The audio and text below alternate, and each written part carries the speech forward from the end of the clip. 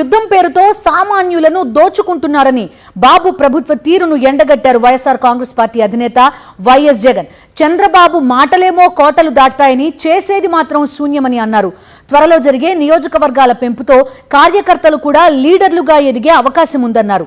అద్దంకి నియోజకవర్గ కార్యకర్తల సమావేశంలో అనేక కీలక అంశాలపై మాట్లాడారు వైఎస్ జగన్.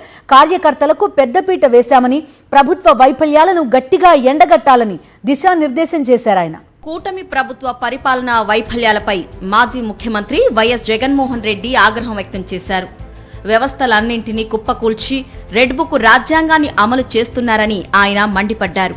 తాడేపల్లిలోని పార్టీ కేంద్ర కార్యాలయంలో బాపట్ల జిల్లా అద్దంకి నియోజకవర్గ కార్యకర్తలతో సమావేశం నిర్వహించారు. ఈ సందర్భంగా వైఎస్ జగన్ కీలకమైన అంశాలపై చర్చించారు. ప్రస్తుతం రాష్ట్రంలో సామాన్యులు బతకలేని పరిస్థితి ఏర్పడిందన్నారు. యుద్ధం పేరు చెప్పి నిత్యావసరాల ధరలు పెంచేశారన్నారు. వంట నూనెలు, పప్పులు లాంటి నిత్యావసర వస్తువుల ధరలను ఇష్టానుసారం పెంచేశారన్నారు. ఇక సిలిండర్లనైతే ఏకంగా 2000 నుంచి 3000కు అమ్ముతున్నా కూటమి ప్రభుత్వం పట్టించుకోవటం లేదని మండిపడ్డారు. మొక్కజొన్న, కోకో, శనగ, అరటి, టమోటా పంటలకు గిట్టుబాటు ధరలు కూడా దక్కక రైతులు ఇబ్బంది పడుతుంటే పట్టించుకోవటం లేదని కూటమి వైఫల్యాలను ఎండగట్టారు. రైతుల పరిస్థితి చూస్తే ఏ పంటకు కూడా ఈరోజు కనీసం గిట్టుబాటు ధరలు రాని పరిస్థితులకి ఏ పంటకు రాని పరిస్థితి. అంత దారుణంగా ఈరోజు వ్యవసాయం జరుగుతూ ఉంది. రైతుల గురించి పట్టించుకునే పరిస్థితి లేదు.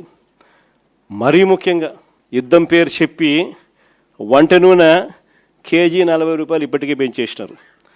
పప్పుల ధరలు ఇప్పటికే కేజీ 15 నుంచి 20 రూపాయలు పెరిగిపోయింది. ఉచిత గ్యాస్కు దిక్కు లేదు. కానీ ఈ మనిషి ఈరోజు గ్యాస్ కొనాలనుకున్నా కూడా బ్లాక్లో 2000 ఇస్తావా 3000 రూపాయలు ఇస్తావా అని చెప్పి అడిగే పరిస్థితిలోకి ఇప్పుడే వెళ్ళిపోయింది. ఒకవైపున గ్యాస్ పరిస్థితే, ఈయన గ్యాస్ మాటలతో, గ్యాస్ లైటింగ్తో ఇప్పటికీ ఈ పరిస్థితి ఉంటే, ఈ పెద్ద మనిషి ఇప్పుడు కిరోసిన్ ఇస్తాడంట. 1 లీటర్ కిరోసిన్ ఇస్తాడు, పండగ చేసుకోమంటాడు. అసలు కిరోసిన్ ఇస్తే స్టవ్లు ఆడుంటాయి. అందరికీ గ్యాస్ స్టవ్లు ఉన్న పరిస్థితి నుంచి ఇప్పుడు కిరోసిన్ స్టవ్లకు కిరోసిన్ స్టవ్లు లేవు. ఈయన 1 లీటర్ కిరోసిన్ ఇస్తా, పండుగ చేసుకోమంటాడు.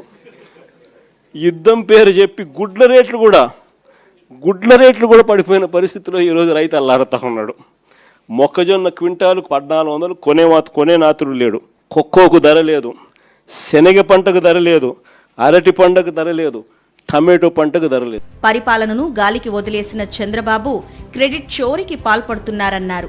దాన్ని క్రెడిట్ చోరీ అనే కంటే క్రెడిట్ దోపిడీ అనడం కరెక్ట్ అన్నారాయన. ఆర్సెల్లర్ మిట్టల్ స్టీల్ ప్లాంట్కు సంబంధించి చంద్రబాబు చేసిందేమీ లేదన్నారు.